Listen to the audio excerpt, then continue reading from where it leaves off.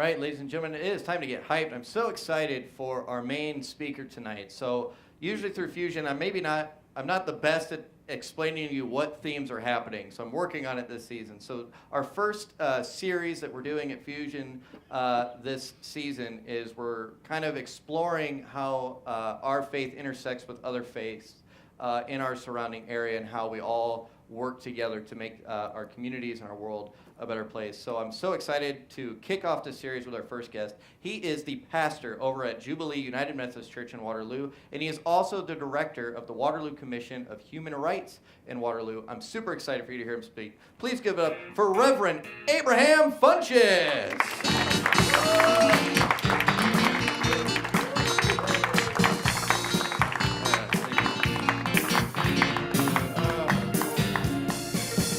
I really appreciate it. It's a privilege. It's a privilege to be here. And I finally made it to Saturday Night Live. I'm so happy about it. It's Fusion tonight. I'm still happy, though. I'm still happy. No, man, you have some comedic genius, man. Impeccable timing, brother. I'm going to keep my eyes on you. You might be out there one day. But it's a real joy. It's a real joy to be here tonight, and I appreciate the invitation. I've known your pastor, Scott, for a few years now. We first met at the Bishop's Training Academy, or the Bishop's Preaching Academy, several years ago. And so I've always had a fondness for Pastor Scott. But I'm also very appreciative of Pastor Matt for helping make this happen tonight. Chris Cogden, I guess you're back there somewhere, right? Behind the lights? In the lights. But much love to you, okay? And then John Cooper. Let's give it up for John Cooper again. I mean, I think that's a pretty cool ministry. This is really nice. So I certainly applaud you all for the ministry opportunity that you got going on here. Tonight, I do have the privilege of talking to you a little bit about race and religion, I guess, and faith, and how those things intersect. And of course, I also want to use this opportunity then to invite you to join me next Wednesday at the Cedar Falls Public Library, because we're going to have a larger discussion on race in the Cedar Valley. And whenever we can get, a nice room full of conscientious people of faith together, it always, I think, makes the conversation just a little bit more exciting. Because one of the things I've really come to appreciate as of late, as I continue to move on my journey in God, is that we've got to get out of this rugged individualism of modernity, right? And begin to really look at what does it mean to be community? What does it really mean for people of faith to, well, for one, be able to reconcile one with another, but also to move out of our comfort zones and understand that the risk that we're sometimes talking about in the gospel, the idea of launching out into the deep that we sometimes talk about in the gospel, actually involves intersecting with other people in community, wherever that might be.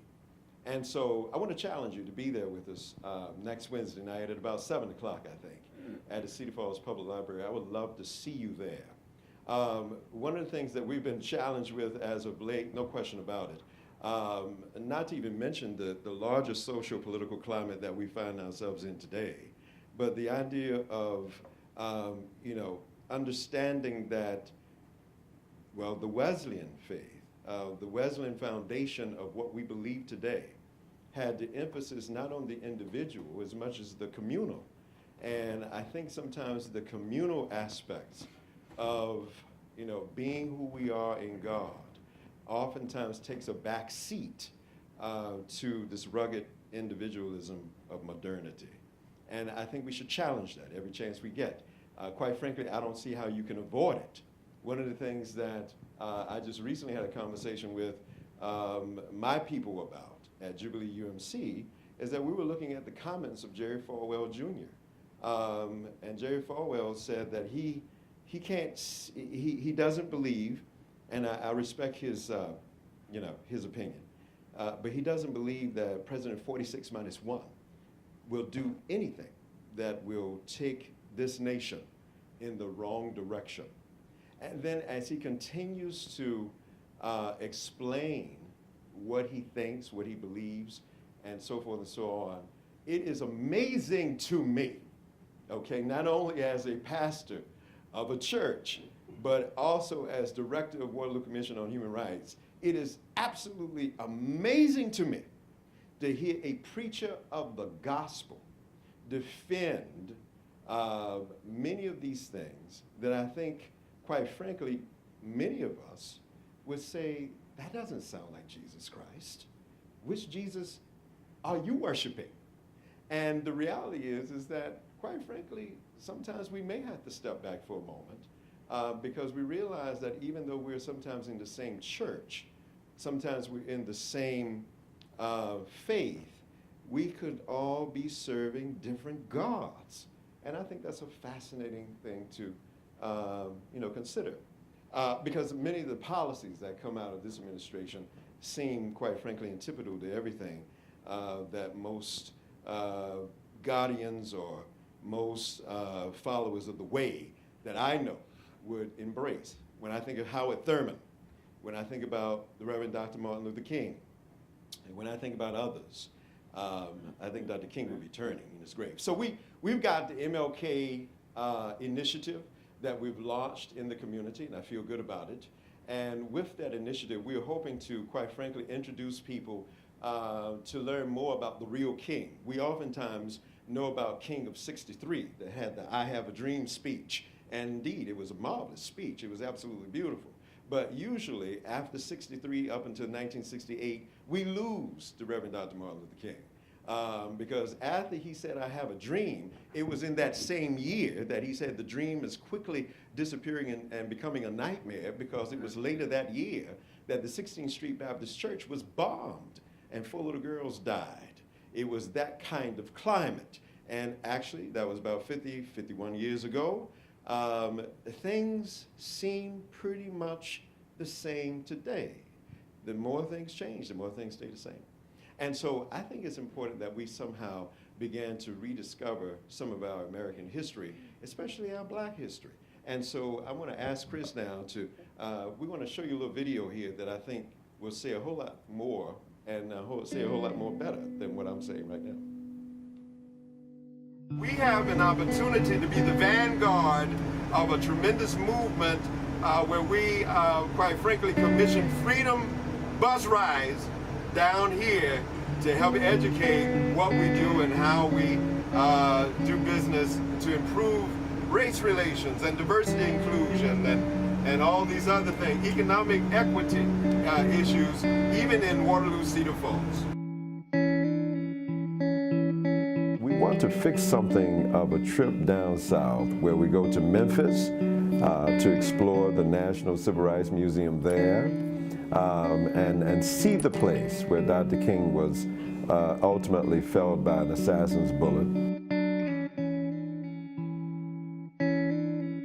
It was like we were living through those times, and I enjoyed that museum because it mentioned that civil rights is still going on, and it's not just it's for everyone.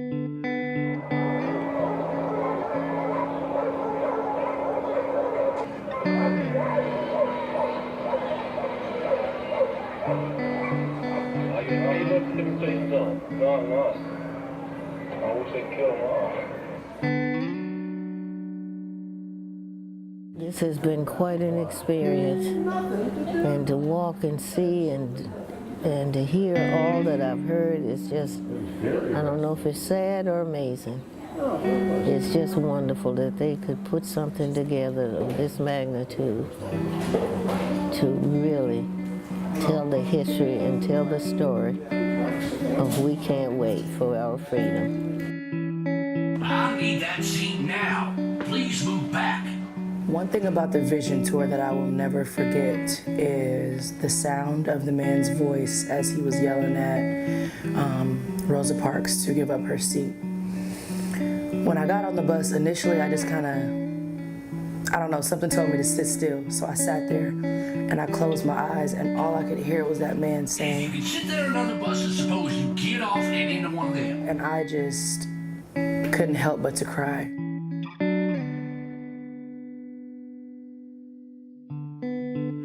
In addition to going to Birmingham where the 16th Street Baptist Church is and where those 4 little girls were bombed. In addition to going to Montgomery, Alabama, where we can see the Legacy Memorial, as well as the Lynching Memorial and the Legacy Museum. It was really powerful to share that experience with this group of people that we were on the bus together with for several days. And I think it's just powerful to lament and grieve a really troubling history together and to examine it. It's hard to think about, like, how can humans treat one another like that?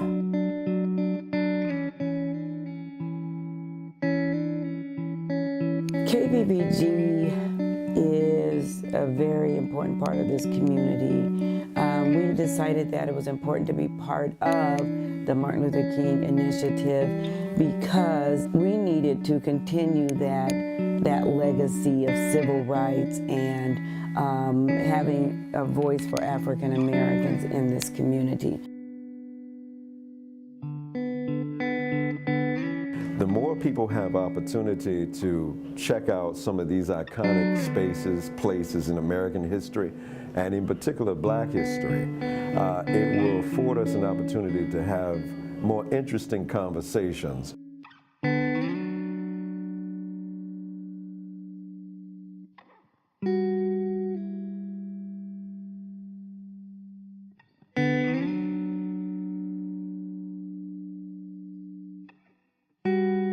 We've got a lot of work to do. As Vincent Harding said in his book, he finished a conversation once, and he said a young Black man came to him and asked him, why did Dr. King, if he knew and felt like he was going to ultimately be killed, why didn't Dr. King just chill out?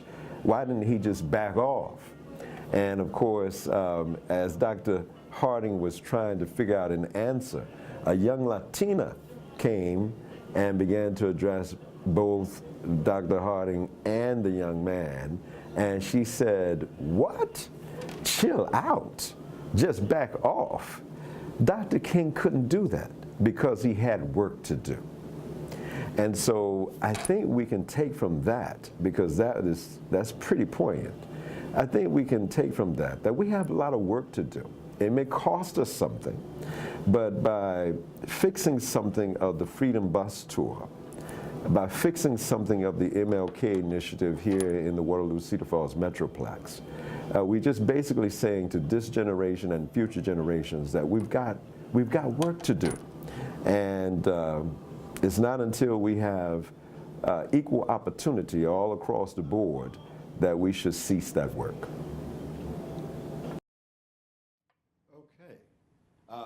You know, we had a great time when we went down south, and we have a few credits going up there, and then there's a wonderful picture at the end of this that kind of captures everybody who was on the trip together. And one of the things we want to say to you all is that we want you all to go with us on the next Freedom Bus Tour. We're trying to do another bus tour this year. We're trying to do something annually. And so we need as much support as we can get. And maybe, just maybe, this is something that this church would like to partner with us on, at least for this year, so that we can take some more people down south. And obviously, I just have a few seconds left. You know, the 24/7 Wall Street report came out, and it talked about vast disparities in the Waterloo Cedar Falls Metroplex. I've been challenging people not to quibble over the data so much, because what's the point of saying that Black unemployment is not 24%, it's more like 21%. Well, misery is misery. And it doesn't matter, you know, what degree of misery we're talking about is miserable.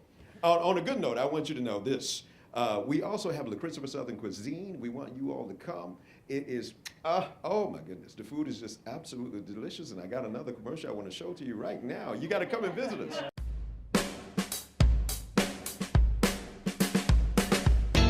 Well, the Christopher's been going on for a while. We've been going into almost 8 years now. I like coming here because it is a very welcoming, warm, healing place.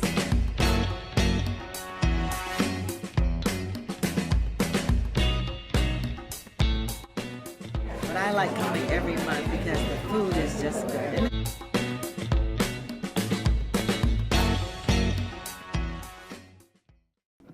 All right, so look, hey, thank you for the opportunity. Thank you for those who come and visit us already. We much appreciate it. We have nothing but love for you. God bless you. Thank you.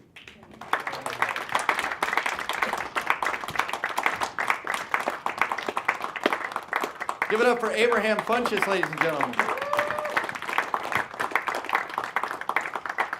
So I want to thank everybody for coming back to kick off the season. I think we did so strong. I want to thank Dalton Blackford once again for being our first guest this season. And another round of applause for Abraham for the message that he has shared. I love having guests like you when you talk about really hard-hitting subjects. Because I can tell you, as a person in white skin, it is easy for me to retreat from those conversations because I have the ability to. But there was something in your video and your message that I want to point out that I loved. And it was talking about the Latino woman that talked about Martin Luther King had work to do. He knew there was a strong chance, and inevitably, that he would be killed for the work that he was doing, but he persevered anyway, relying on the truth of the gospel and relying on the truth that we are not made the same, we don't look the same, we have different talents, but we are loved the same. And it is our mission to love one another the same. And he pushed through with that message up until his death, knowing it was inevitable. And it reminds me so much of somebody that we worship here every Sunday in Jesus Christ, who knew the end game. But he knew love was more important. He knew he had work to do, and he pushed forward regardless. It wasn't comfortable for him to talk about what he talked about. It wasn't comfortable for Jesus to go against Caesar and to attack the system. We get uncomfortable with politics in church, but Jesus was a very political figure in what he set out to do. And I know whenever these conversations come up, I always look around the room because I'm always looking for the squirms. And I want to encourage you, if you heard anything that sounded political or anything that turned you off, I want you to block it out and realize that human rights is not a political issue. It is a Christian issue that we face, and how we love one another and how we treat one another and how we move forward together as one. I get very emotional. Thank you so much. But I want to encourage you when you leave here, I don't want you to leave and think, oh, he said something about Trump that I didn't like. That wasn't the point of what he was saying. He wasn't attacking your political beliefs. He's challenging our Christian ones and what it means and how we can believe what we want but still treat each other with love, so that the past that he wants to tour us and take us to see down south never happens again, because we are capable of so much more love. So Abraham, thank you so much for that message and sharing that and bringing that to us. So with that, we're kicking off the series next week. Matt, can you tell me who our speaker is next week? Dima, she's from the Islamic Center here in Waterloo. So Dima from the Islamic Center is going to be speaking. So she's going to be bringing her perspective and how we work with Islam and how we're all still part of the same community. So I'm super excited. I look forward to seeing you guys next week. And until we meet again, please be Christ for one another. Have a good night. Thank you guys so much.